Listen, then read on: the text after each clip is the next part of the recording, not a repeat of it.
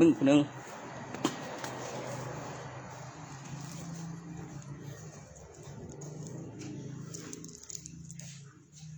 บ่แม่นนะได้บ่บ่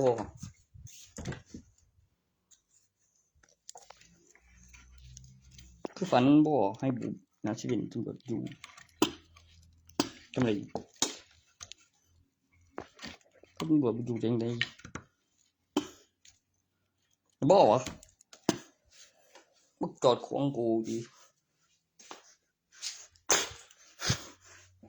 แบบลูกได้อยู่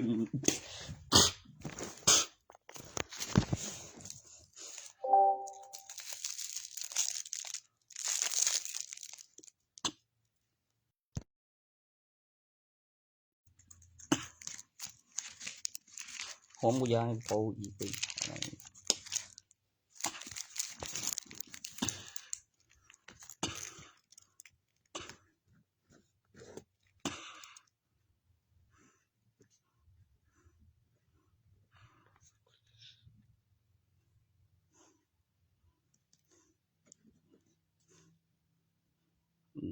จอด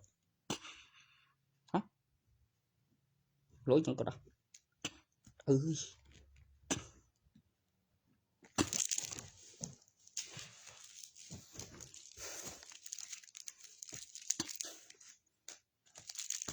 จ้ะ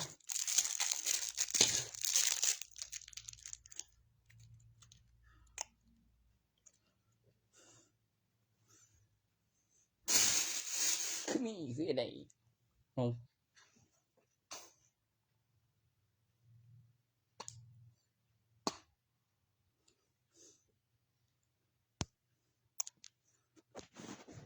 เข้าใจว่าตัวเพเป็นใบหยอกอะ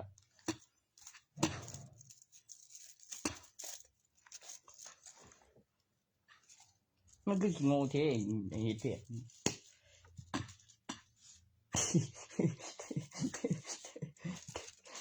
อีกน้อยตัวมึงอีปึกเลยนั่นปึกอะมึงเห็นบ่พันปีสรุปนี่เห็นบ่นะทอนเจอกูเดียวเดี๋ยวกูเองเลยต้นสุดตัวไปต่อประเด็นบ่กูสิมึนเลยเด้อบ่เขาวังไปเที่ยวเลยแม่งเอ้ย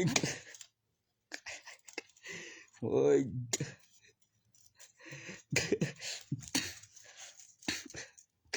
บ่แม่นเนาะเหมือนไอ้น้องเตี้ยเหมือนลูกกับแม่นับอีกรอบนึงอีก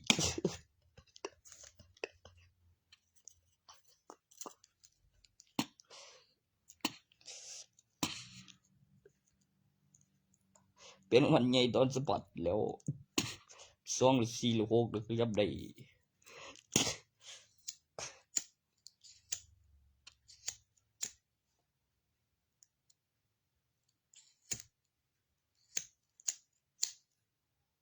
น้ำจริงไปบ่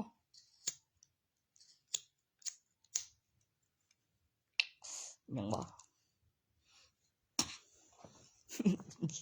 สุดบอกใครตัวนี้ที่มันมีสูง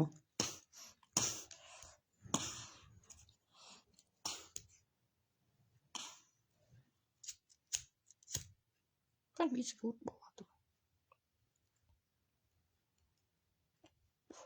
ตัวก่อนนานกับพันปีนี้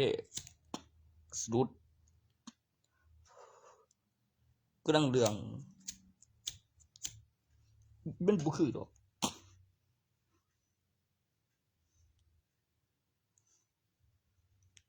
โลจุดความใจกูตอบต่อยบึงตัวสุดขังเดียวกูพี่ใจเดียว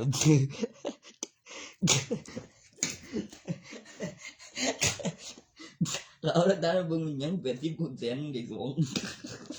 ตัวนี้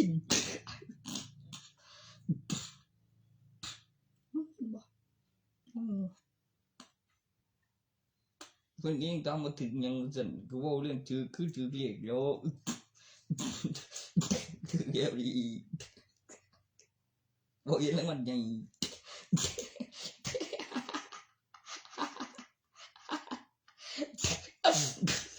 มึงจะเมื่อมึงก็เมื่อจ้ะ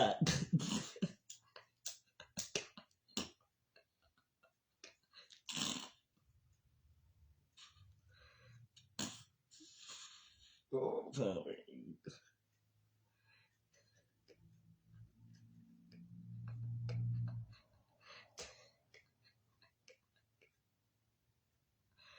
โอ้ใช่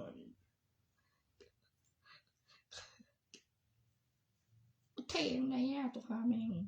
เท่แล้ว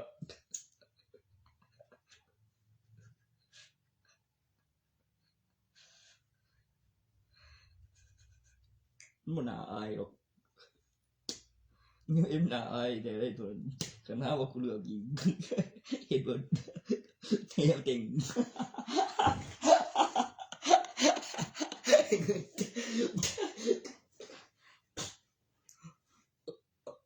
กูไม่ตาบอดได้ล่ะเฮ้ยอีที่สั่งกูตาบอดดิกูตัวมึงดิโอ้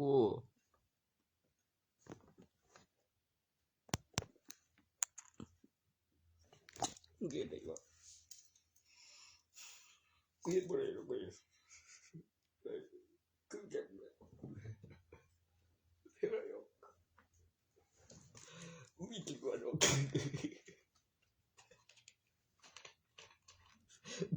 เฮ้ยจริง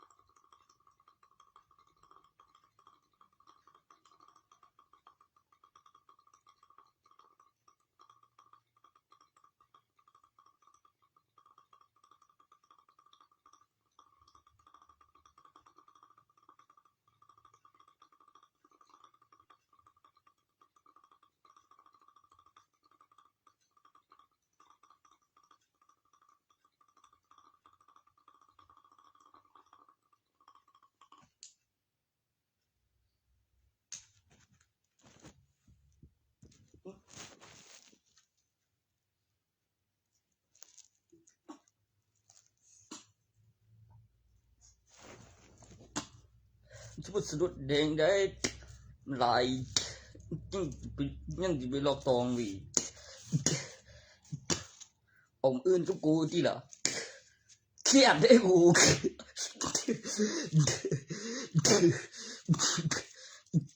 องอื่นกับกูที่ละเครียดได้กูต้องจีสวงวีบุเหลือกูบอกสิไปเดียวไปเลยจีเสียเขาเดียวทุนบ้างกับรัฐบาลออกตัวไปกันตัวอย่างนี้บอกเธอเดียวนึงตอนนี้นี่บอกหัวใจกูหัวใจกูดีหัวใจกูหัวใจกูหัวใจกูเป็นรอยเอ็มเด้งไปตัวเป็นนี้หัวใจกู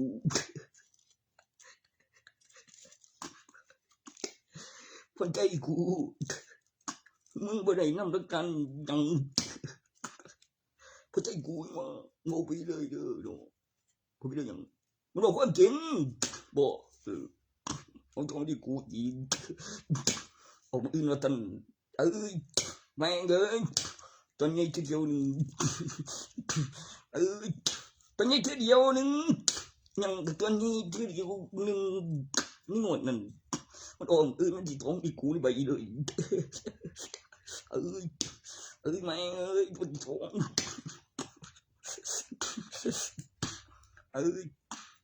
bộ việc cứ phấn vô chìm đi là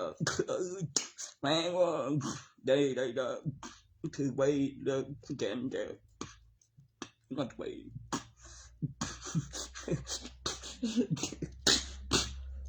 mà khai cụ đó không chừng cho thì xuống mặt con trai không nên sang trai cấp thợ tài nữa con phun mặt cấm cứ bưng sẽ cô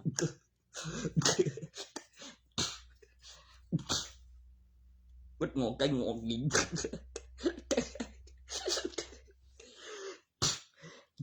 vô việc mà nên liều khó được nghe gì đó sống trăm tua mới buồn nữa thằng con trai cũng tư thứ rồi không đầy đẹp start tiếng mình nênมีกาย2 ตัวหรือ3 ตัวว่าถัดไปด้วยเข้าใจมา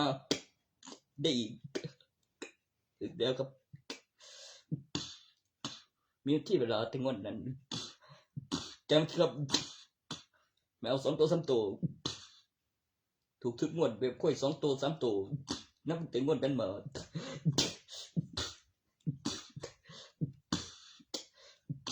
มี2 ตัว 3 ตัวติงแล้วครับ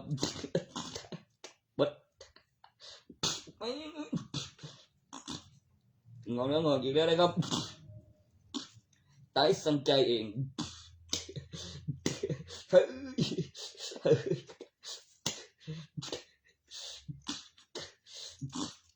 ตายสังใจเองก็ได้ครับใจทานก็ได้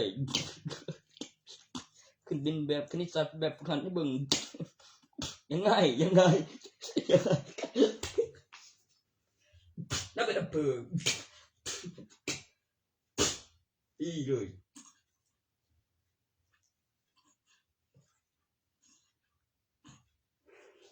เจ๊เดี๋ยวแม่งโอ๊ยไม่ต้องมากิน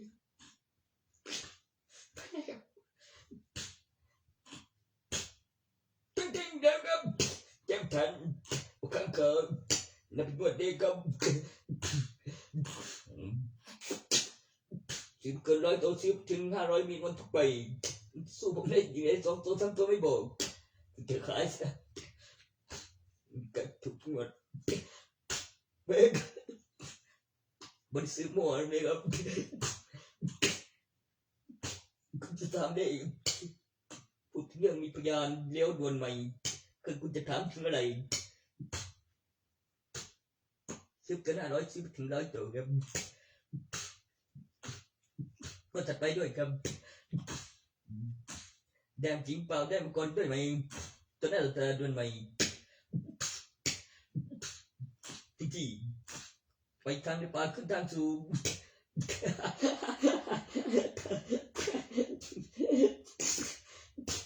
ตัวนั้นก็ได้ไม่ได้ก็ได้ใจมาอีก นี่บ่ได้สูง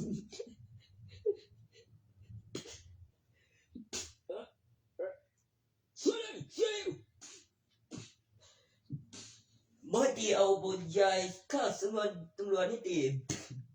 จะไปซึ่งรางวัลรุ่นดวงสองสตอไม่บอกว่าเดียวได้จังหวะจังเมื่อจะไปนำอีกเนี่ยไม่เกี่ยวเมื่อผู้ช่วยผู้ดีที่ก็จุดแล้วครับไม่น้อยกว่าติง2กลับไปคิดดูเสีย3ว่าจะไปด้วยครับโดนอีกแล้วครับไม่ได้เสียใจไม่ได้เสียตัวด้วยนะครับพูดถึงเรื่องตัวเลขแล้วตัวเลขแล้วตัวเลขจ่ายพูดถึงเรื่องเลขก็ได้นะครับว่าจะไปด้วยครับ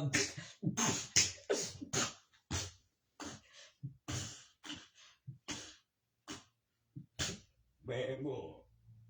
กินอย่างดี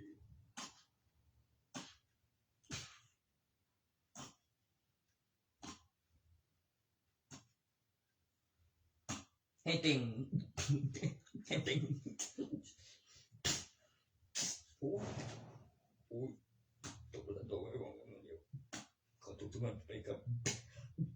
บางอย่างใจครับสิ่งอะไรสิ่งอะไรตัว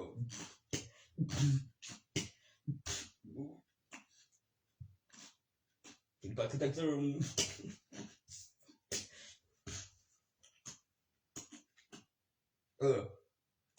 ที่ว่าเด็กที่ให้ปัจจัยสมัดไปเอาแล้วมาอีกยิ่งได้พูดถึงเรื่องบินรัฐบาลเป็นประกันในคำมีดูมีอ่านข้อมูลขึ้นระบบเครื่องหมายกดเช่นเครื่องคิดเลขขึ้นระบบแบบใบได้ใบไปก็ได้เมื่อมีทรัพย์สินในคำรัฐบาลประกันถึงการชีวิตก็มีทรัพย์สินก็ด้วยจำได้ทุกอย่างเพราะมีเครื่องหมายสีหมายพูดรู้เรื่องตัวมีความผิดยังบอกไปก็ได้ตอนนั้นก็ไปถึงบอกไปถึงได้ยินอย่างเดียวนะบอล2ตัว3ตัวไม่บอกแบบหมดเดียวแม่ไม่ใช่สมบัติแย่จะตาย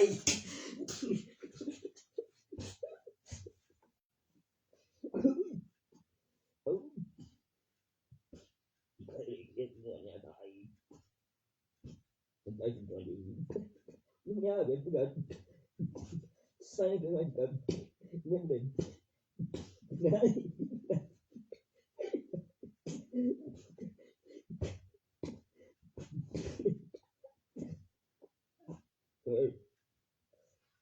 tôi đọc cái gì kia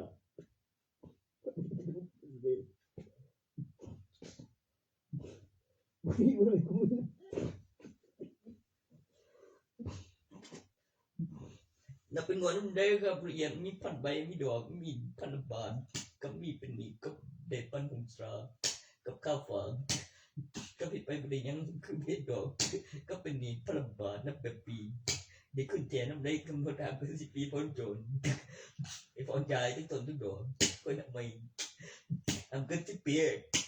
กันที่เป็นดาราโซเวียตก็ได้หมดทั้งปีที่ได้แชมป์Cái này mình đã quay ba đấy của cũng gì à chúng ta cũng nên bị xưa không những hiện của biển khí sai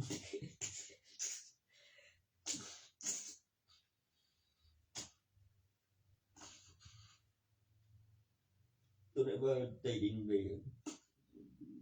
มีตัวเลข3 หลักมี 2,000 ใบต้นฉบับตัวรัฐบาลหรือสลากกินแบ่งของจริงในการดุลมีวันในนั้นจริงในจำนวนของ 2,000 ใบใบละ50ในจำนวน001ขึ้นใบละทำไมถึงมีการคำนวณว่ามี 2,000 ใบมีรางวัลในตำแหน่งตรงนั้นและตรงนั้นอยู่กลางของตัวเลขอยู่บนและล่างอยู่กลางก็มีดึง2 ขวดอย่างน้อย2 ใบถอดก่อน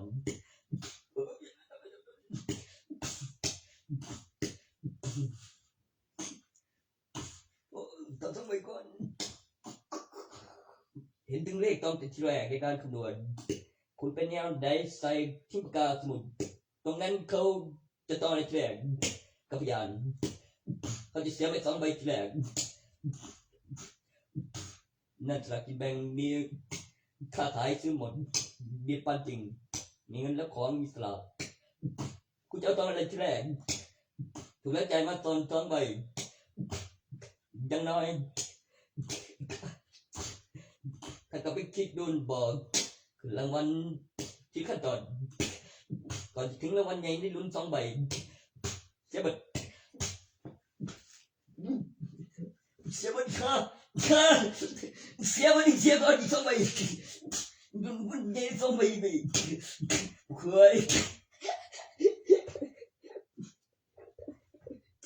ตัวนี้มันเป็นอีก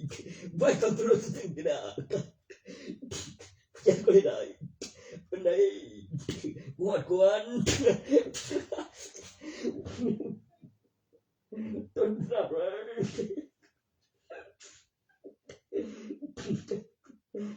กูจะมาออกมือไม่มือมันที่2 เด้งได้งดเดียวนึงไว้ซื้อทุนใบเดียวไปเลี้ยงที่นี่เขาเปิดบางอย่างเลยกว่าใบรางวัลที่1เป็นรางวัลใหญ่ที่ใบเดียวทุนกับสลากกินแบ่งไปรางวัลมาใหม่6 ล้านบาทวันนี้กูกันไปยันวันยินเดือนเดียวนึงตอนนี้กูบอกมันอยู่กูไม่ได้ยินเสียงแบบนั้นหลายเทื่อไอ้ดิว่ากูคือติดงอมแงมหลายคือเบิดหลายชื่อหลายเจอตอนไงใบเดียวไปรางวัลมาใหม่6 ล้านบาทโอ้มึงไม่กูเว้ยเว้ยพอเป็นเรโลเรบอกแบบทุ่มจังไงกูเลยแนวใดๆกับรัฐบาลผู้ซื้ออีกเมียเงียบเงียบหายไปไปที่นั่นไปใส่ไปเดียวก็ได้เดือนกันซื้อกันได้พอมันอีกบุตรนี่ต้องที่2ที่กูเว้ยรถกลุกกลิกออกตอมตัวเองกูเอฟเฟกต์ใกล้เคียงบอกอันพิเศษบุดินกูซื้อเหล็กกูใส่กูซื้อใบเดียวสักทีเปียกบ่บอกไผนำใดแบบยังตอนใหญ่ใบเดียวเอาอื่นกูสูงนี่ใบ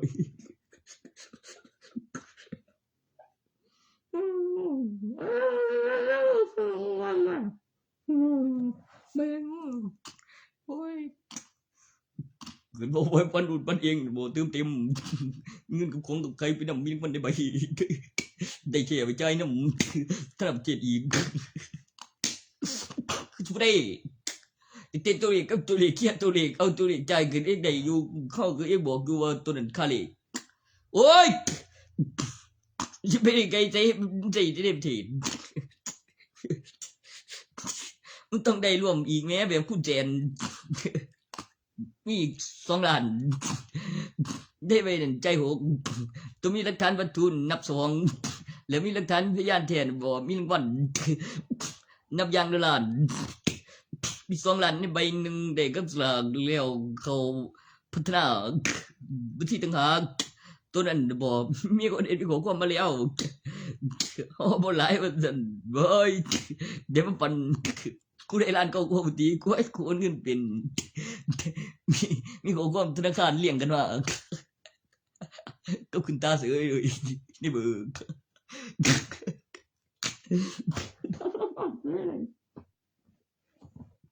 ร้านเก่ายังไงล่ะ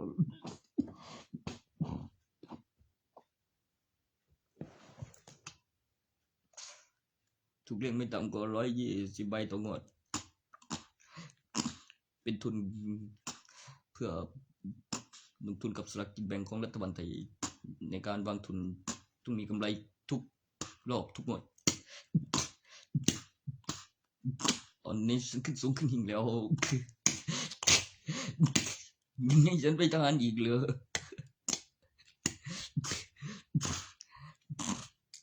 ต้องหาที่เปลี่ยนบัตรก่อนดูตั้งแต่นู่นจนถึงนู่นดันเลี้ยวภูแล้วสายกลางถึงแสนสุขนั่น ไปทางอำเภอเดชไปทางด้านซ้ายไกลคือหาดหยี่ออกไปทางบนก่อนจะมีใบกีบยังไม่ทำจะซื้ออยู่ดอกซื้อแท้เพราะคิดจะไปเอาใบกับขี่รถออกมาก่อนยังมีรางวัลทุกใบไม่ใช่แค่ดูเลขทะเบียนได้ครับได้รอได้ดียัยรอนานได้มาก่อนได้มาจริงด้วยไหมได้ไหมดูแนวก็มีหลักฐานวัตถุมีมากกว่าพันใบสั่งหนักทีละใบพันนั่นนะครับคงบ่ได้ต้องสั่งทีละ100 ใบพยานนับทีละ30 แสน3 กิโล1 ล้านบาท18 กิโลต่อ1 ใบเป็นกิโลแบงค์พัน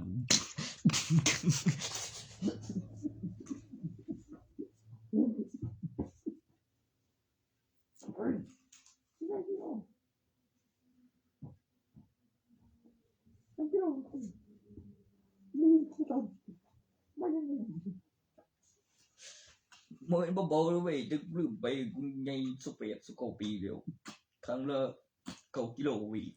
ยังเบาแมนเว้ยคือก่อนคือเงินบ่ใหญ่แบบพันแหนบโอ้ยตัวนั้นยกแบบง่ายเลยโอ้ตับใหญ่วันหนึ่งตาบางอย่างจ่อยหนึ่ง เพราะว่าออกครั้ง3เนาะบ่อีกถึง3มีล้าน1 4 ล้านมีทุนมีกำไรกับนบีมีค่าทวิตที่ก็มีฐานก็บอกไว้มีการแถมเซ็งซีมคนหน้ากับทำบางคนกับลงทะเบียนเองแบบธนาคารสี่เอฟเกตตัน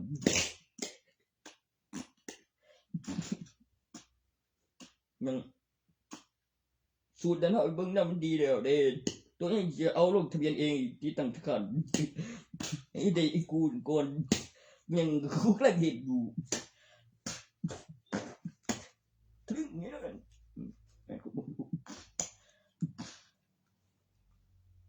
บอกแบบนับเป็นตันของกูเป็นตัวเลขกิโลบาทดิที่3 ตันโตอยู่200หรือ300กว่าตันนั่นคือทองคำ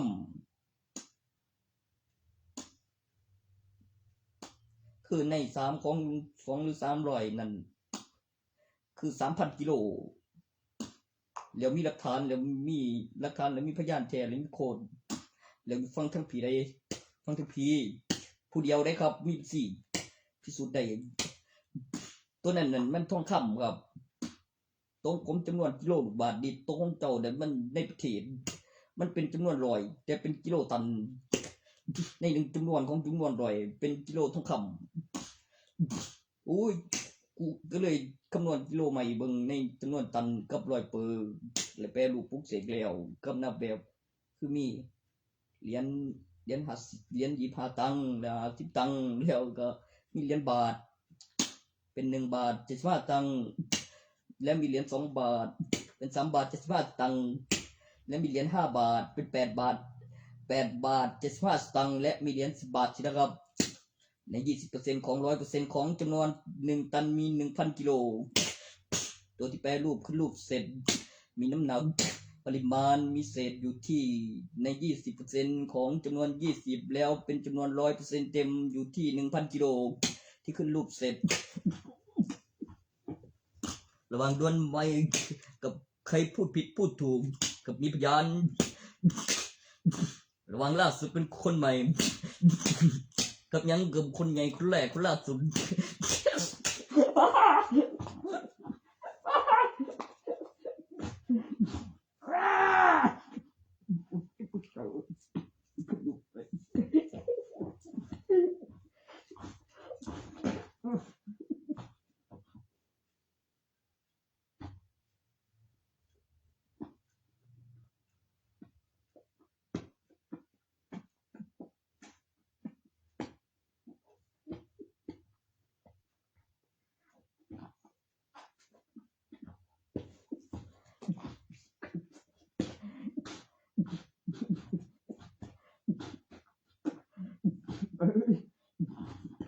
ตั้งมี1,000 กิโล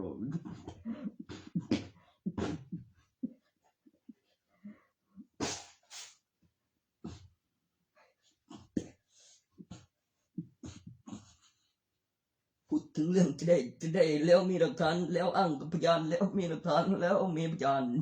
แล้วมีการโดนไปมีราคามีตรงที่คือได้ขายได้ประจำได้ทุกวันไม่หยุดทำเป็นธุรกิจกฎหมายเกี่ยวกับการตั้งราคามีค่าแบบนับค่าถึงค่าแสงขึ้นนำทุนค่าโปรแกรมเข้าหาซื้อกันเองตั้งแต่เรียนในเกมรู้ออกหน้าจอมีกล้องจอแสดงที่ปลอดภัยลงทะเบียนซิมใบทะเบียนบ้านบัตรประชาชนลงทะเบียนซิมหมายเลขเส้นเลขบัตรนักศึกษา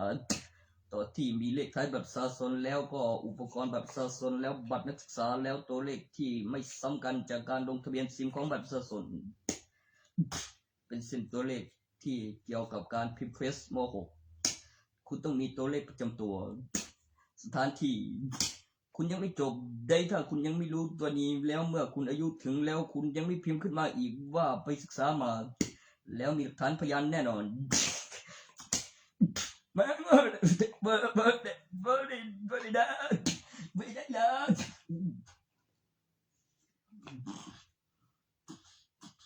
ต่อจากเปิดดูเด่นมีติดลูกเครื่องหมายคำอธิบายเกี่ยวจากตำแหน่งจำนวนของวิชาทุกวิชาทีละขั้นตอนแล้วอีกรอบแล้วบอกไว้แล้วกำเนิดวิชาใหม่หัวข้อใหม่มีการพัฒนามีการจำการพัฒนาของแผ่นป้ายการจำการพัฒนาของรูปแบบตัวอย่างในคาบาวดูขณะเคลื่อนที่และเชื่อมต่ออินเทอร์เน็ตและมีการพัฒนาขึ้นระบบวิดีโอขณะเคลื่อนที่และเชื่อมต่ออินเทอร์เน็ตอย่างสมบูรณ์แบบตัวที่เก็บหลักฐานเพื่อแสดงกับพยานตัวที่มีการนับจำนวนตัวที่ได้แต่ตัวละครคงไม่พอเมื่อมีหลักฐานที่ต้องการแล้วมีวิดีโอคำอธิบายบอกไว้ลงทะเบียนซิมสิ่งที่ต้องนับจำนวนมีการพัฒนาขณะเคลื่อนที่และเชื่อมต่ออินเทอร์เน็ตการขยายตัวของสันบริการไม่ได้ใส่แม่แรงยกในการขยายตัวของสันบริการแบบมากกว่านั้นต่างกับโลกยกท่อนดังๆขาเขาเอาเสาคำเล่มขาตั้งแล้วรอบยกอันนั้นทำให้เสื้อถือส่วนยกรถใส่ลิฟต์มีคางส่วนยกชั้นบรรยากาศขยายตัวทั้งแผ่นดินบ่ครับบริค่าเอาบริเตียวผสมเครื่องเงินมากับดินปืนกดเครื่องหมายเท่ากับมาไม่ถึงเหลือเสียงทุนยังครบลูกยังบ่ไปปืนยังไม่ยิงมีผลต่อจากเรียกสมสนมีการเกณฑ์ทหารขึ้นชื่อว่าเป็นอำเภอ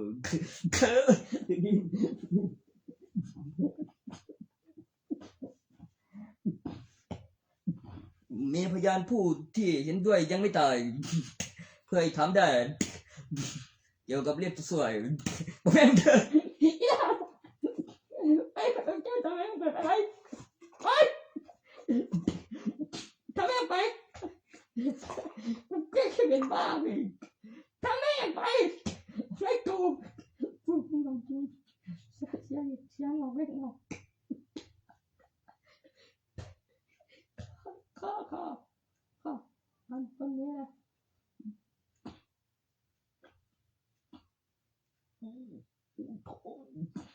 เนี่ยจะเป็นแล้วคุณไม่เล่าต้องยังคุณใหญ่คุณรวยคุณไม่เล่า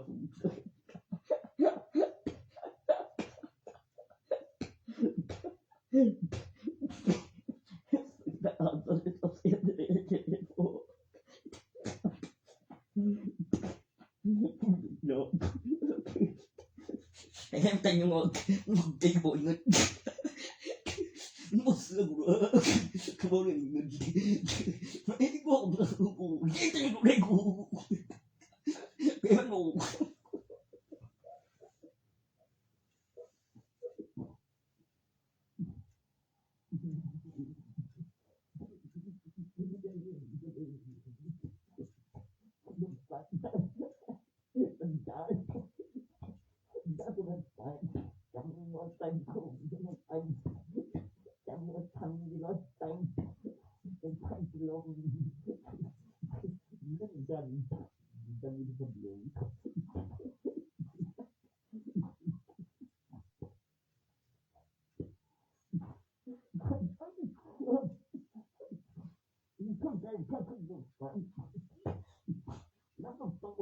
Hãy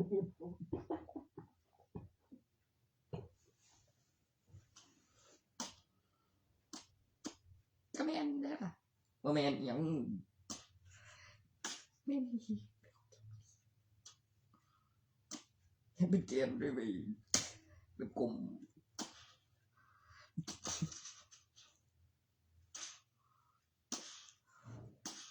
บ่ยอมเดียว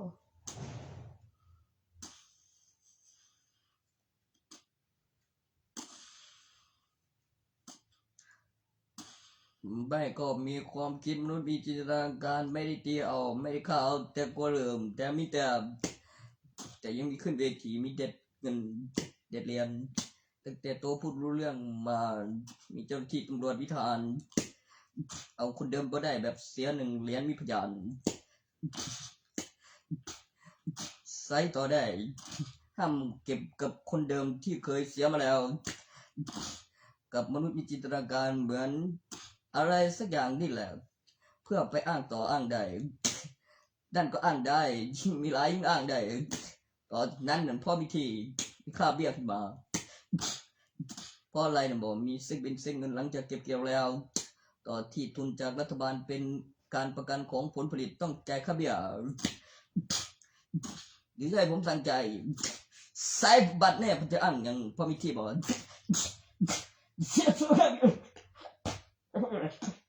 อีละค่าเบี้ยเดี๋ยวแต่ยังโตไปนะกูไม่ดู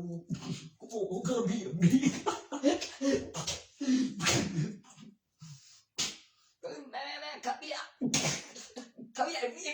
ค่าเบี้ยมันก็โตอย่าง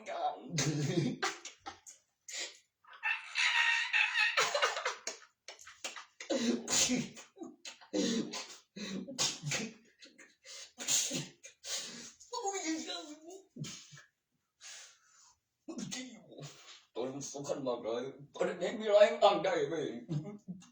ประกันกันวินบอกต้องโกงที่เราต้องโกง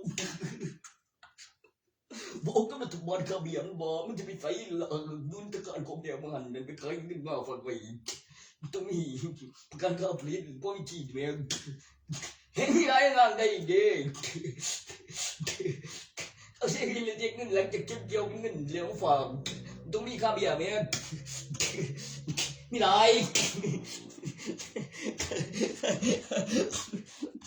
โอ้ยมากูคุยไรเด็กกูให้ไฟบ่ได้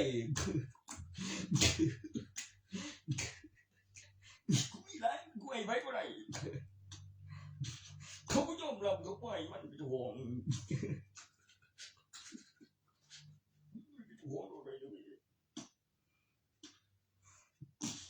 ขวดคาเบียร์อะไรมันอ้างได้อีกอันไปกันค่าผลิตประกันผลผลิตในแผ่นดินแข่งมีค่าไปประเดี๋ยวสูงเกินแพงไรคือมีพยานเอาได้ครับคาเบียร์ที่กันอยู่มันโตที่ไม่ยังไงอันจะเก็บเกี่ยวแล้วเงินอยู่กับธนาคารถึงมีคาเบียร์โอ้แล้วไปทั้งนั้นเลี้ยวตามเอากระเบียเอ้ยทุนอนกู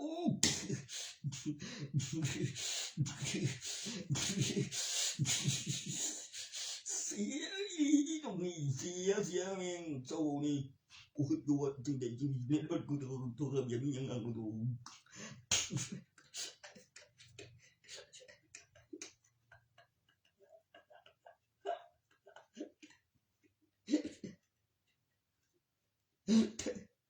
โอ้ใครดีอะ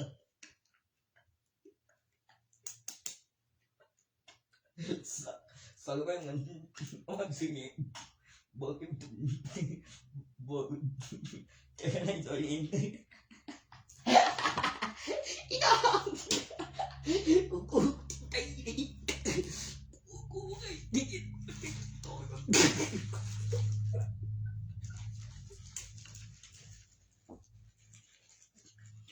บ่มีการต่อจากตั้งราคาพอเรื่องเลยได้มันสิส่วนกูมาเลยตั้งราคานี่เจออ้างได้ว่าได้ต่ออย่างเต็มแล้ว ตามแบบเขามีลูกหลานมีอ่างขะเบียมันเข้าใจอยู่ดอก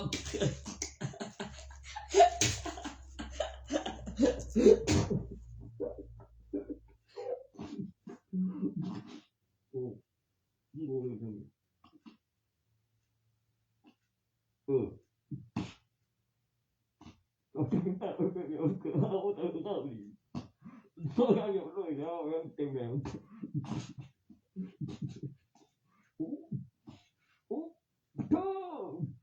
โหได้แบบขึ้นราคาค่าการขยายตัวคนจำได้พอมีการนับจำนวนมีการตั้งราคาเห็นของดีเห็นสิ่งของมีค่ามีราคามีกำไรในใบได้มาแบบนับจำนวนแบบเป็นปีครึ่งในมีอุปกรณ์มีค่าน้ำค่าไฟพูดถึงเรื่องทางมีพนักงานมีเงินเดือนเป็นอุปกรณ์นับแบบเป็นปีข้างในเป็นอุปกรณ์อีกแล้วของไม่สูญสลายพูดถึงเรื่องอุปกรณ์แบบนับแบบเป็นปีเป็นค่าบำรุงอุปกรณ์ตัวที่สั่งมาแล้วคือได้ขายแล้วก็ได้ประจำแล้วดอนปีมีเงินเดือนจ่ายของบ่สูญสลายนี่น้ำหนักในห้างตัดแบบซ่องห้างวางที่เบิ่งเอาไว้ปลูกไก่ไว้ไก่เจ้าบ้านมีคันพญาแนวหันหน้าไปทางเขาเลี้ยวหลังมีมันได้เอาตัวมาไ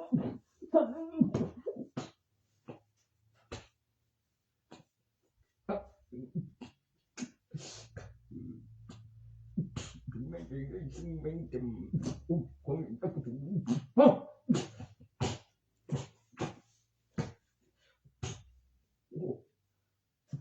ก็ได้ใกล้ไปตัวนั้นตอนปีไปมีมายังสักเดือนนั่งยังบ่มีอีก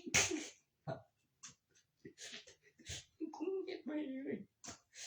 มาตั้งทางบ้านนั้นทางไปทางผู้จันหนึ่ง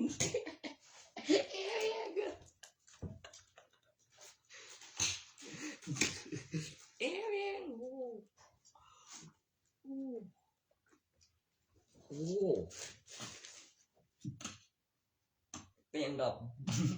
เป็นยังยังกับก็คือเห็นมีค่าอุปกรณ์มีอุปกรณ์ไงมีนักสุนทรายมีเงินเดือนเป็นงานอีกก็อย่างเอาไว้อันมีของงมาเองตูรู้ละ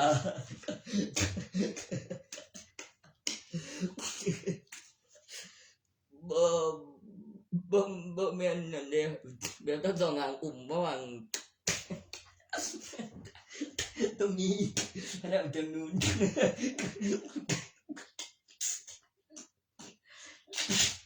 ฉันนี่ก็ต้อง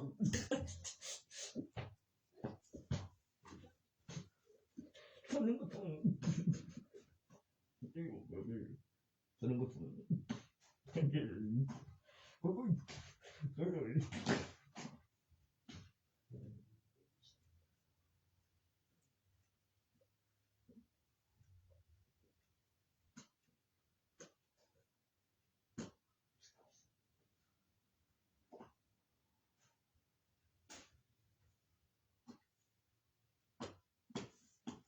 อันนั้นมีเวลากำหนดจ่าย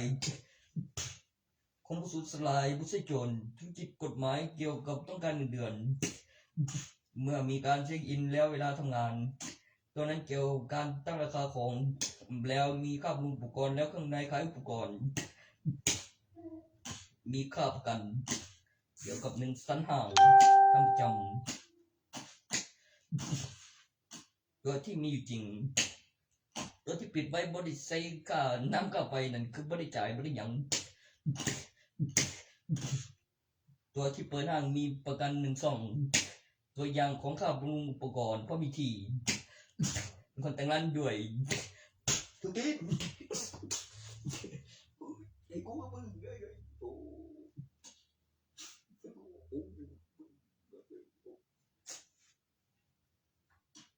เคลมจังเลย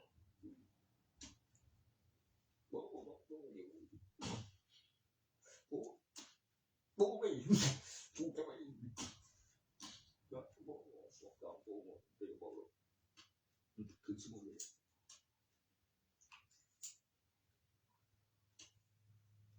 สมุนพอได้ยุ่งบอก2-3 ตัวหมดนึงบอกดอกโอ้ยขออะไรคนก็เต็มผมไม่กู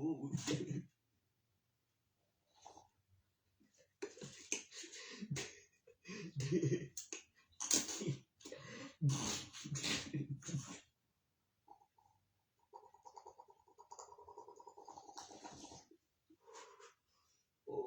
ผมไม่กูตีกันไปเลยไม่ยังมาทีนึงอีกบ่ได้ดอกคุณว่าอยู่ดอกอันเป็นองค์อื่นไปเตือนก่อนนะนี่งวดนั้นงวดเดียวเป็นยังมีตองตามมาด้วยเด็ดต้องไปเอาวันที่หนึ่งได้ไงใส่ออก2 เที่ยวเอารางวัลวันที่ 2วันที่ 1มีคนได้ได้ไปเอาไง ไม่ได้ต้องจิตสื่อยิงยังยังคงไปเดียวตัวจูสมาติม ยังไม่คิดยุ่งอะไรนะมึงไทยเรียวทุกคนดีคุณเต็มแบบแฟน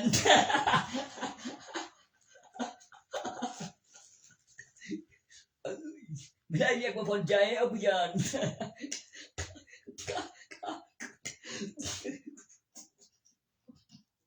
โดนแน่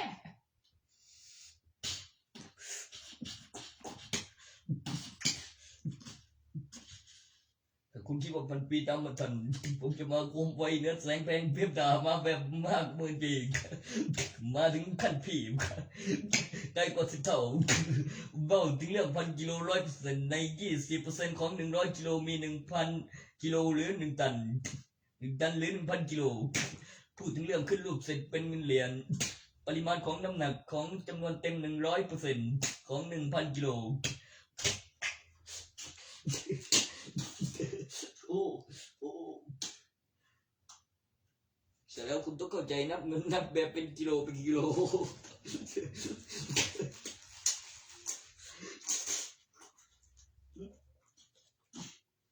อ้คุณดีนับเงินแบบเป็นกิโล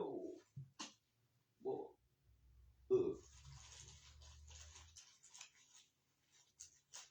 ส่วนคนที่ได้ใบพันซ้อนกันเพราะมีของมีหลักฐานวัตถุไม่สูญสลายมีกำไรมีบนขั้นที่3มีเห็นก่อนมีออกมาเองไม่ได้ใช้คำโกหกมีคนเป็นพยานมีคนทำตามมีการตั้งราคามีกำไรและงานสามีทุกทีโอเคน้องที่ตัวเยี่ยกูที่บุรีตัวต่อไปบ่เลย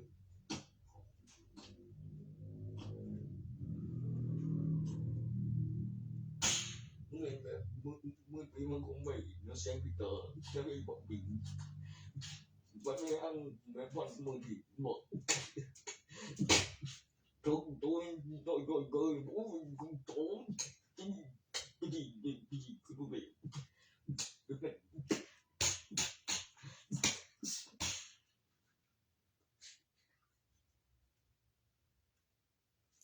ตัวที่ส่งลงไปได้คือคลัง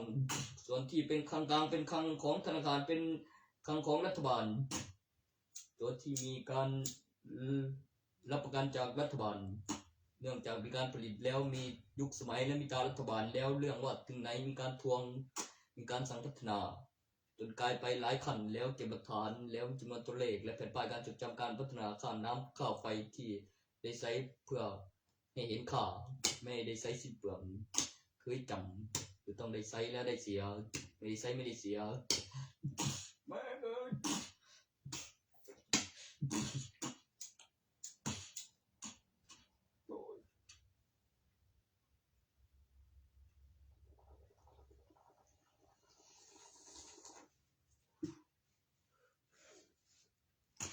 ตัวที่มีสแกนโค้ดแล้วโอนแล้วเป็นทอนเงินสดแล้วก็ขอแลกเหรียญเซ็งเปา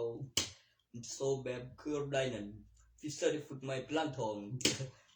ต่อจากขั้นแรกมาขั้น2มีปองมีเปลือก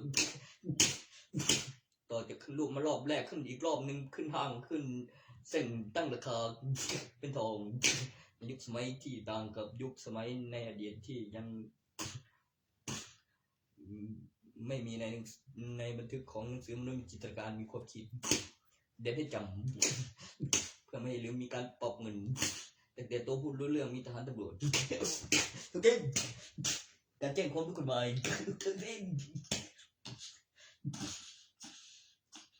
กลัวบอบอนว่าเดินแบบใหญ่ๆโดนเตะที่แหลกแปลกเลี้ยวหัวตารัฐบาลโคตรละเอียดจนขึ้นถนนโซนาโซนา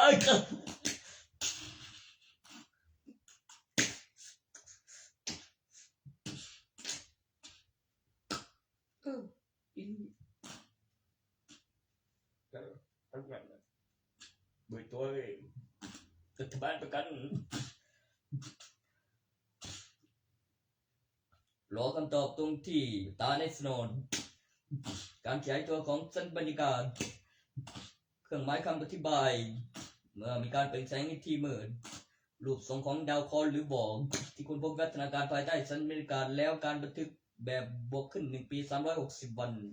หมุนรอบดวงอาทิตย์หมุนรอบตัวเอง24 ชั่วโมงคือ1 วันทบขึ้นไปเที่ยงทบเที่ยงคืนก่อนจะเป็นหลังเวลาเที่ยงคืนของ1 นาทีเป็นวันพรุ่งนี้เป็นวันใหม่บวกขึ้น1 วันในรูปทรงวงกลมของวงโคจร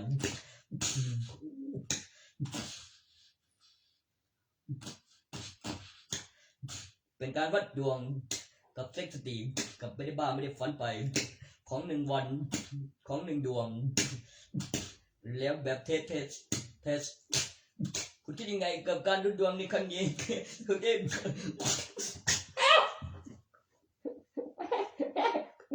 แม่กลัว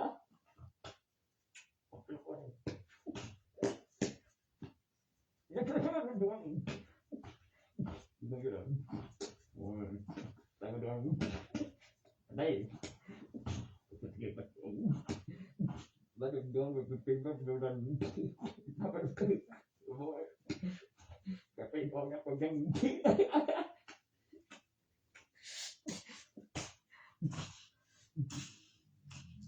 ดูตรงที่การสังเกตของรูปทรงวงกลมมากสุดเป็นเลข12ในตำแหน่ง12 นาฬิกาที่เรียกเที่ยงบางแบบเที่ยงบถึงวันที่2บางแบบ2ในวันที่1บถึงวันที่2แบบเที่ยง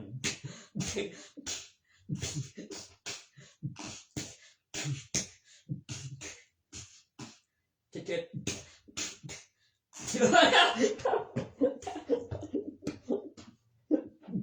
วันที่สิบหก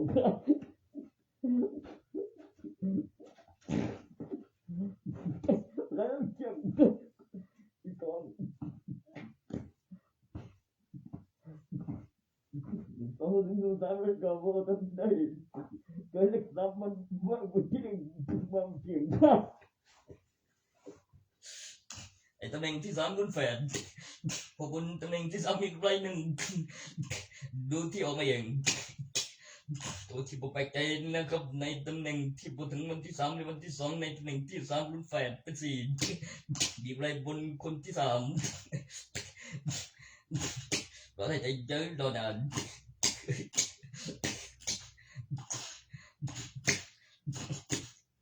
ยศที่ใดมีกฎหมายเสื่อม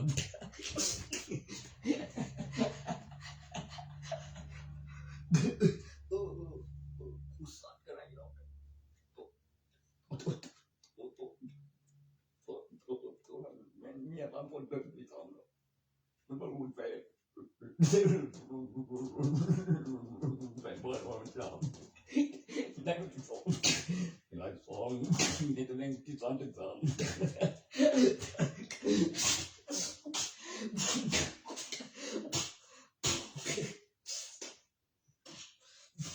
ซึ่งถือว่าเราไม่บุญกลประดัน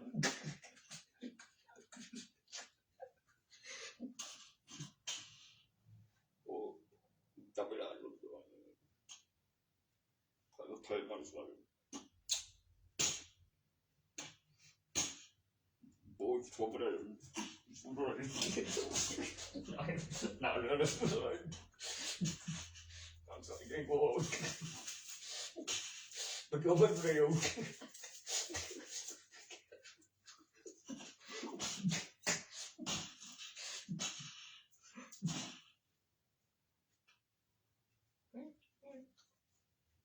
แบบไอ้จมูกมือกินมันเป็นแบบคนไทยทุกคนต้องวันบุกขึ้นทั้ง1ปีทั้งมันหลอกตัวเองมันหลอกทั้ง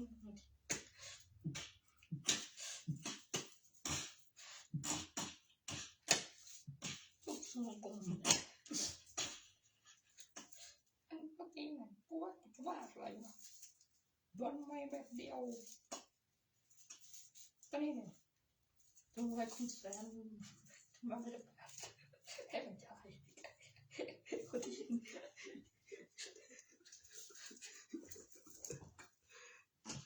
ตัวที่มี 1,000 กิโลจำนวนเต็ม 100% ขึ้นลูกเสียงลูกทรงกลมเนี่ยเจ้าก็คอนลูกวิ่งแน่นอนไม่เอาไปกูเจอแล้ว1,000 กิโลมากขึ้นลูกเสียงนักเศร้าสิ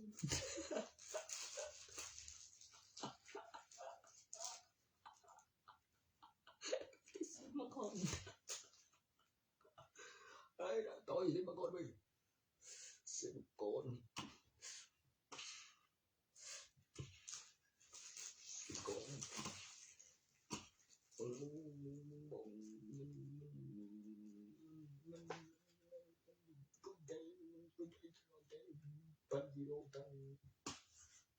ลูกเซงกินน้ำหวานอยู่แล้วโอ้ยมันจะง่ายขนาดนั้นดูกินแล้วกินละเอียดเป็นร้อยเป็นพันนับจำนวนเต็มถึง2ไว้ทุกคืนไม่ต่อจาก2มี1อีกได้มาก่อนโอ้ยมี1อีกได้มั้ย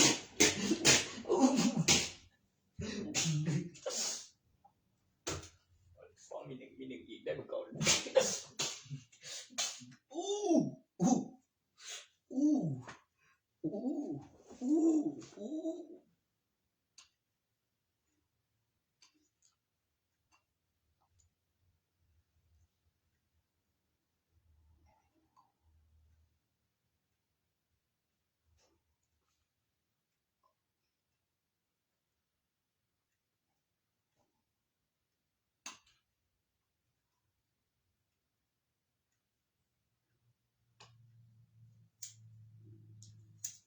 ไม่ใช่ไรเอ้ย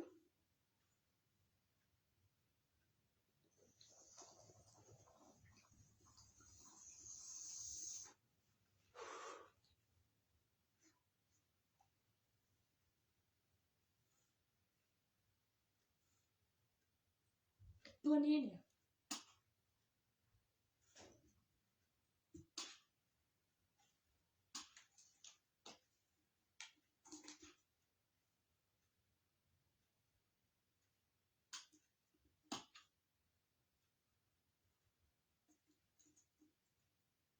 คือ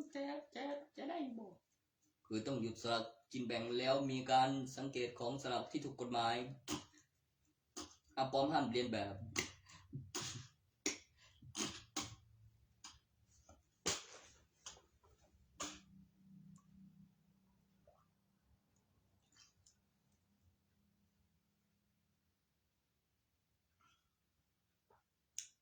1วันมีการเติมเพื่อจ่าย1วันแล้วได้ข้อความว่าได้รางวัลมาด้วยถึงจะได้เงินแล้วก็กำหนด1วันแล้วก็มี24ชั่วโมงเหลือตรงที่4ชั่วโมงเหลือวัดเบียงตรงที่ข้าง2เหลือ2ชั่วโมงมื้อละใดเติมเข้าหมายประกันวันนับ1คน1สีมีสิทธิ์เลือกตั้งมี ATM มากกว่า18ปีมากกว่าเยาวชนเป็นกฎหมายบ้านเมืองได้ไปกดทั้งวัน1วันมี24ชั่วโมงปันข้าง10ก่อนแล้วข้าง2เหลือ2ชั่วโมงสุดท้ายในการวัดดวงเทสในตำแหน่งที่ใกล้เคียงของได้ติดแรกในตำแหน่งที่3และ3อีกของ60วินาทีของตึกได้ติดแรกในวิแรกหลังจากเวลาเที่ยงคืนคือได้มาเห็นก่อนได้มาก่อนยิ่งดี กับในตำแหน่งวิที่สองจากคำอธิบายเป็นวิดีโอได้มาเห็นก่อนให้ได้เห็นก่อนในอุปกรณ์สื่อสารส่วนได้มาก่อนจริงบอกมีที่ตั้งที่วางออกมาเองมีทุนนี้กับไรในตำแหน่งถัดไปในการทวนอีกรอบเป็นการได้มาก่อนของ60วินาทีใน3วิแล้ว6วิแล้วเป็นจำนวนเต็มแล้วคูณ10นะครับของ1นาทีของ1วัน24ชั่วโมง1ชั่วโมงมี60นาที60วินาทีคือ1นาที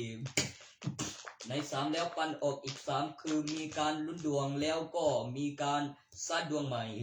แล้วมีได้มีเสียมี2อย่างใน3แล้ว3แล้วก็3แหลมแล้วมีการวัดดวงเก็บหลักฐานเพื่อแสดงพยานในการลุ้นดวงลงทุนบอกไว้ได้แรกต้องได้มาก่อนให้เห็นให้ได้เห็นก่อนได้มาก่อนตัวได้ดีได้อีกเก่าตัวที่ไม่ได้ดีมี2อย่างต่างกับได้ดีมีการพัฒนาโดยต้องได้มาก่อนได้แต่แรกลงทุนใบแรกวันที่1ในงวดนั้นเป็นเดือนปีพศมันเป็นยังไงวะมันคือกวนตีนกูแท้วะกูว่ากูอ้างสังนั้นได้นะเอาไว้เช็คบินบังเลยกำไรคุณแสนใบ8วัน2เขาจะเอาเท่านั้นก่อนทุนมากโอ้ยวาง8ได้6ใบกับมีใบเดียวเวทก็ได้ด้วย2ได้ด้วย2แบบ80คุณแสนได้ตัวไม่ละตัวเมียตัวเราที่ละเสียวันละโมเสียวันละกูกินอะไรอย่างเงี้ยถึงแค่คำว่าใส่ไปยังมันดับมีแบบมีดีก็ไม่ได้ดีเลยสะดวกไม่เลย2อย่างtapi lagi apa ya dan kon pun cepat kon pe kalau kau cái tin ồn là có bị ngắm bẩm đại ba lèo đại ba hình bị cũng con đừng coi hình bị ơi đang bị anh đã xóa mày sút vi là chết rồi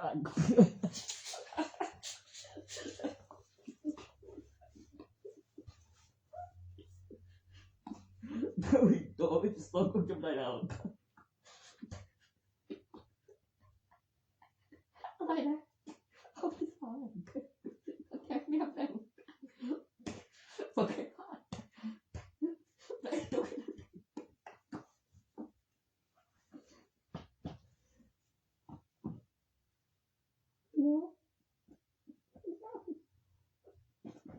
อะไรนะ People fall. Ôi,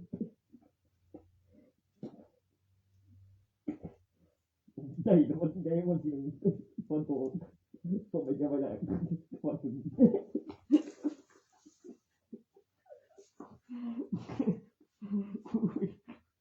con mày hay quá con cái quay ui đẹp chưa đây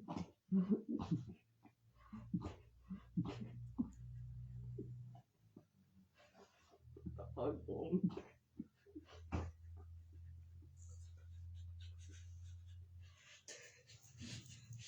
Sai tội phạm đứng khâuด้วยใส่ไม่ตายสมอง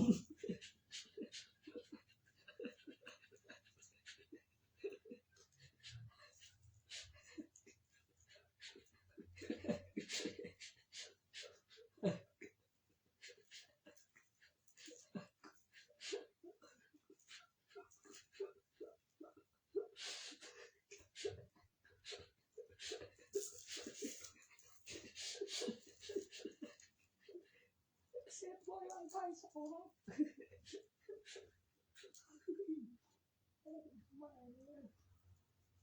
ซอฟไฟสองคือคือคือได้สิ เป็นตุก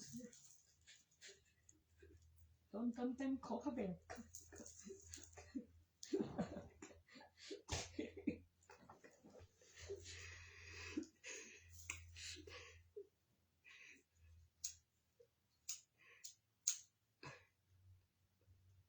Con cứ tí lên mình tân tân mấy vậy.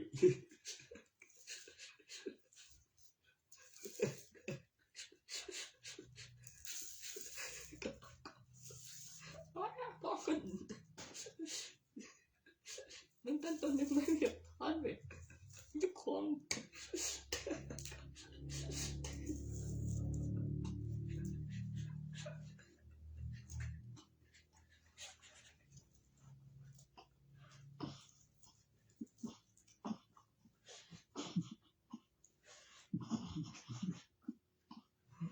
Ui yêu như tao có sao tao rồi được không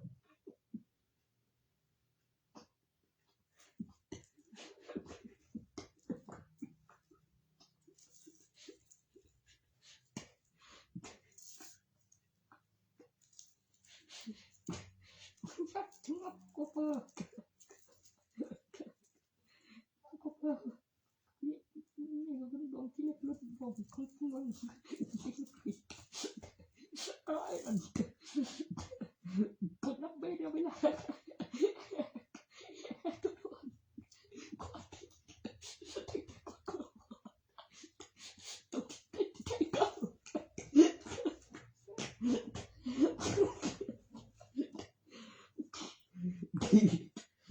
Con nó làm là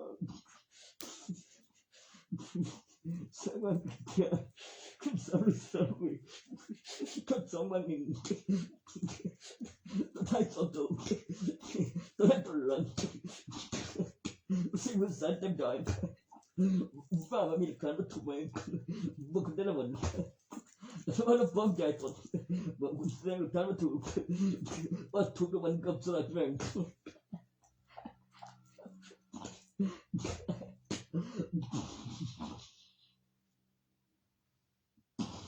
Rồi đủ.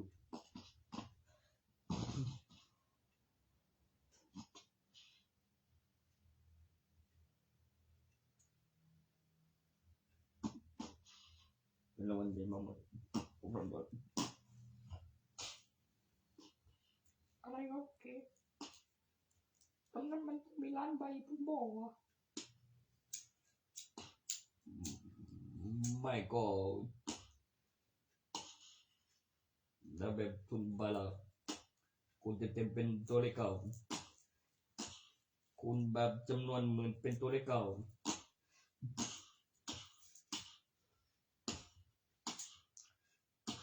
เหลืออยู่หนึ่งจำนวนคือทุนใบเดียว ในนั้นคงจะบอกเลยว่าเมื่อกี้มาก่อน10%ต้องเต็มไม่เหลือคุณเต็มนับสมุดเสียดายมากพยายามมากไปไม่ว่าอะไรพี่ใจทุ่งปันขึ้นถึงเที่ยงเวียงวิงอะไรนะวางวิงเลิกแหลกแต่ที่แรกให้ได้ก่อนโอ้ยไม่ได้ก่อนได้พอยิ้มก็ยิ้ม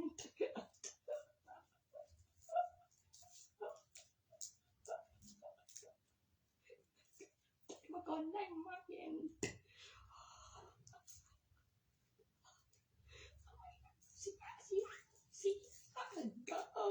เสียเลยเจ๊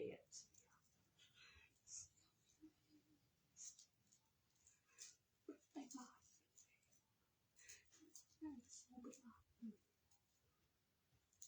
ของเสียไปบ้าน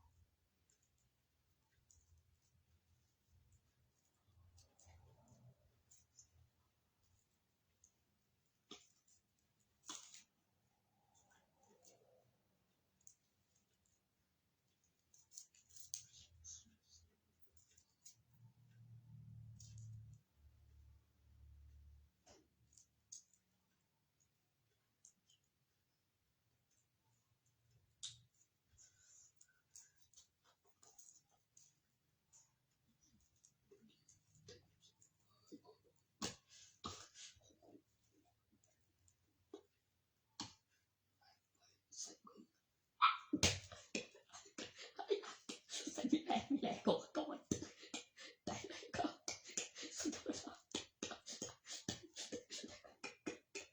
มันคือพอเองมืออะไร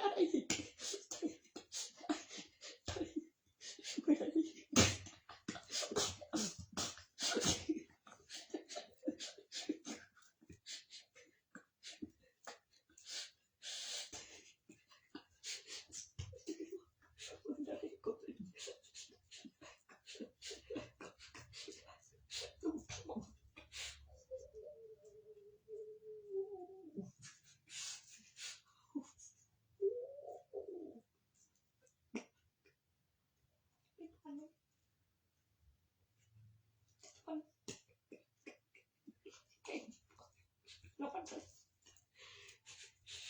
โง่ไปสิได้แล้วดูเข้าไปยังไงคงเป็นเสียโกงแล้วทำไมเธอเกินไปไกล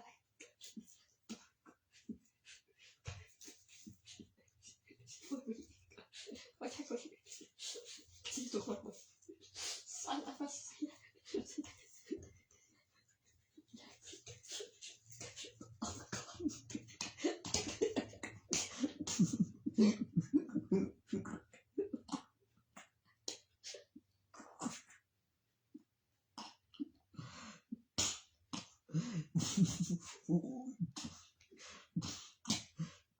กูสึกดงทั่วทุกวัน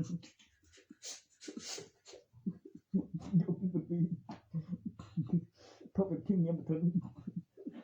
มันบึ้งกูฟังเลย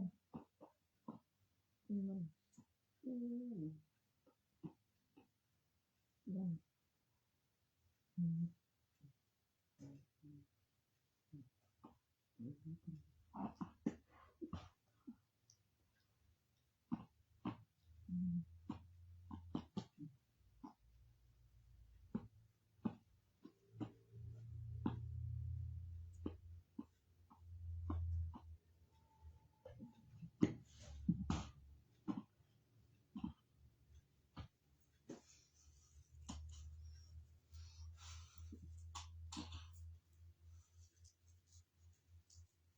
กำลังเป็นคูณ10ของเป็น60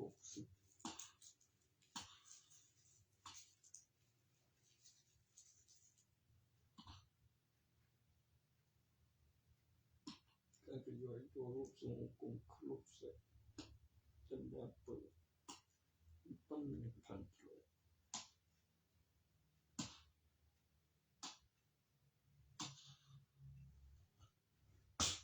ไอ้เก๋คือรูปเสร็จdapat dimatang sudah isi per dan menghitu aja 2 kilo sebab nếu bonceng nó mesti mau aku makan sih nah engkau kudu aku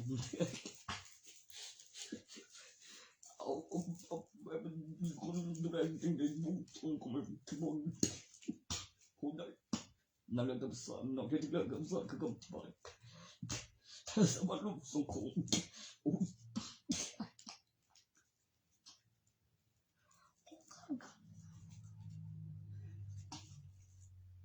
เรามาปั้นภูมิแล้ว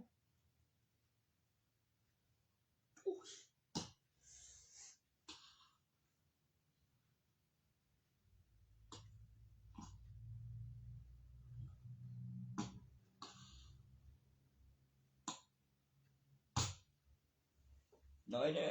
โอ้ข้าไปของในสูญสายตอนนั้นมีกำหนดการเป็นเวลาอะไรนะ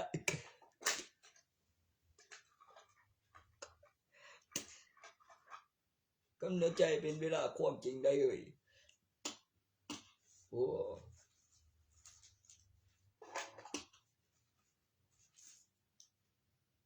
ก็จะเห็นเวลาความจริงอยู่เลย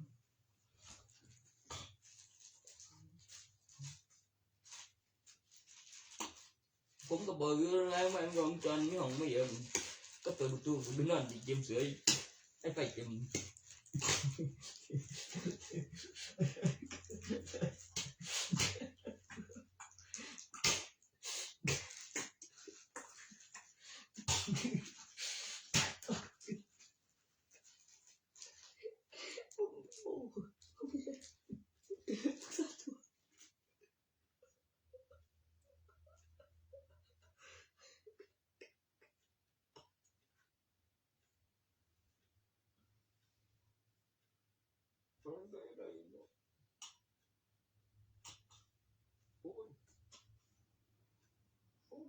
แพ้มันกับนี้มันเอามาเองมันขวาสันนึง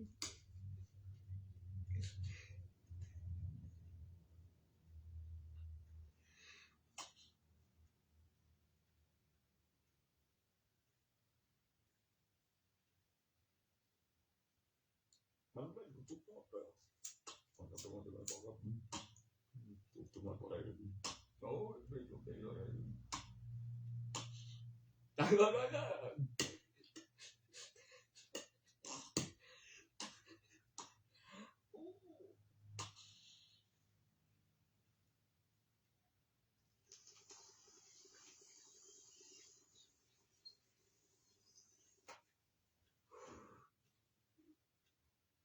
เขียนได้ว่าใจโบราณ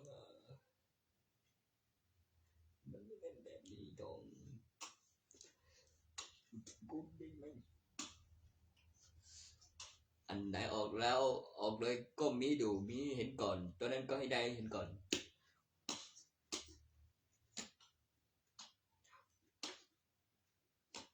ตัววิสือบิดามันดา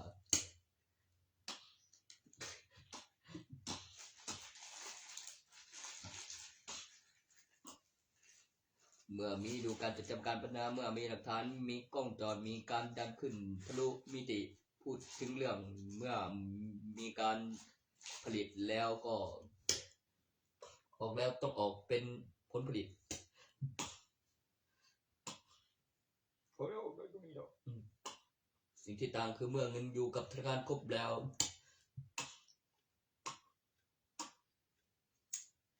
ออกแล้วออกเองมีจริงมีรางวัลทุกใบออกแล้วออกเองมีจริงมีรางวัลทุกใบหลังจากเขียนแล้วเงินอยู่กับธนาคารครบแล้วเหมือนค่าเบี้ยโอ้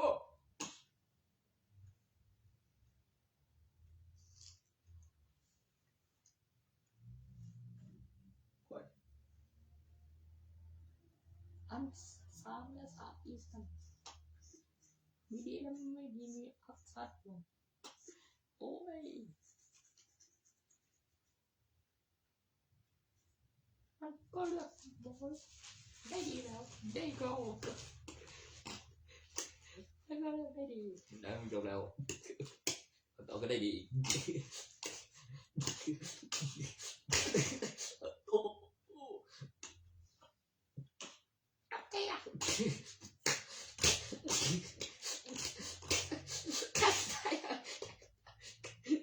มึงอย่า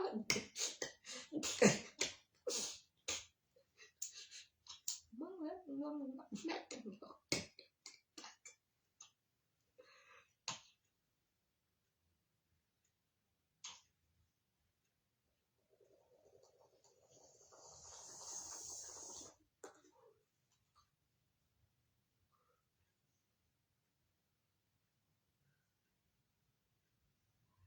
เมื่อกี้อ่านทอง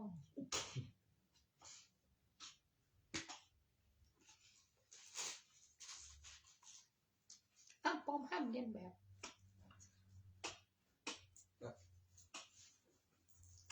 เกี่ยวกับหลักฐานวัตถุว่าได้วันต้องเป็นสลักของจริงคุณไม่ได้แปลส่วนที่ได้มาโดยไม่ได้ปลอมได้มาในใบของจริงได้มีรางวัลให้เห็นก่อนเป็นรางวัลมาใหม่6 ล้านบาทโอ้ยเป็นรางวัลใหญ่โทรทัศน์ขยับได้เป็นรางวัลข้างหลังส่วนที่ต้องตรวจข้างหน้าคือไม่ปลอมไม่ได้เรียนแบบไม่ได้รีบขนาดนั้นต้องเป็นรางวัลของจริง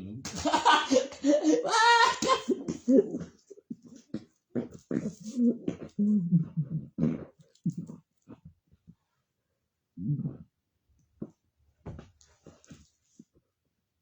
นคงได้กันสวยรอเราจะต้องบ่ลอยอยู่บ่รอดตึงก็ไปตึงไป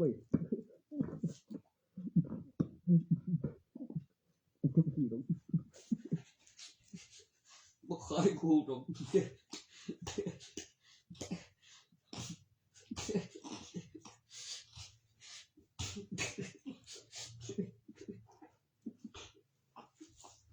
เสียใจแล้ว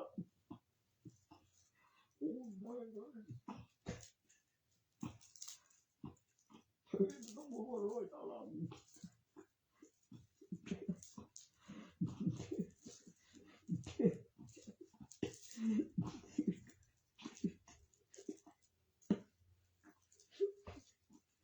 อันใดบ่ต้องรู้จักหลายก็จบแล้วได้สิฮักเลยโอ้เคยต้องกูก็120ล้านบาทไม่เกินได้ไปเลยเดี๋ยวแม่ปั๊บๆไปเรียบแม่ด้วยคงเสร็จแบบเรียบเลย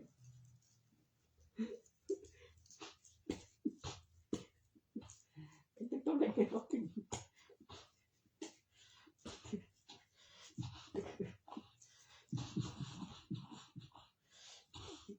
ถ้าเกิดเก็บ120ล้านเนาะ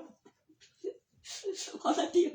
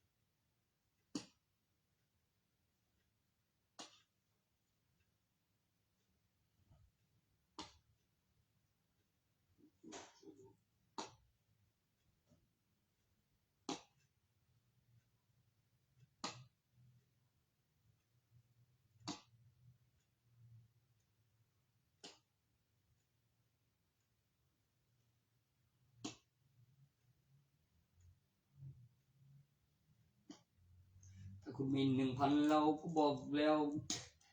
เรามีมากกว่า1คู่มีคนเดียวต่อ2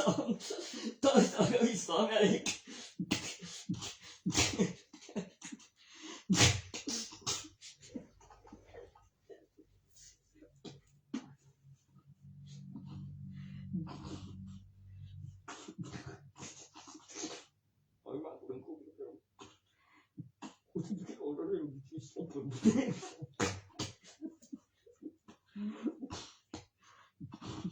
Mamma kunde rosa Kastet don Mamma ko จำนวน9มีท่านประตู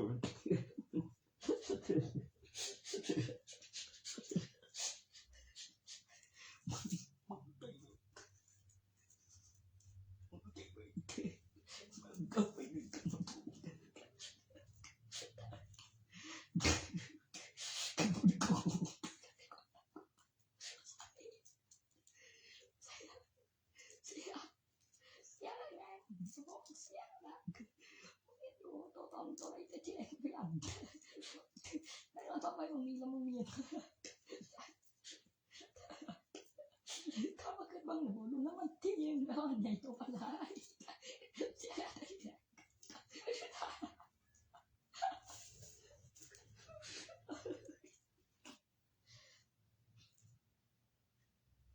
พูดไม่ใจดีเลย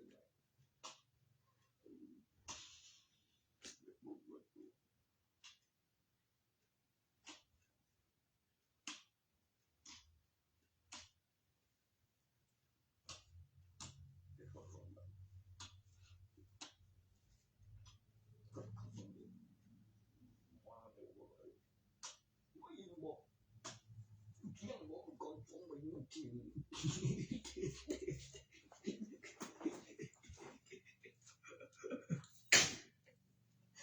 ังน้อย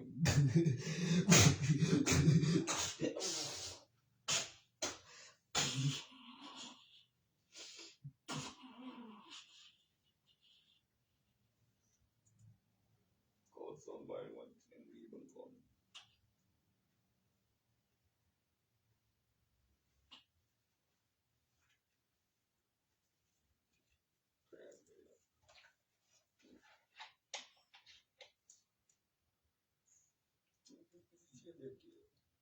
โอ้โอ้จอยเอ้ยสองคนไปขึ้นรถทุกสัตว์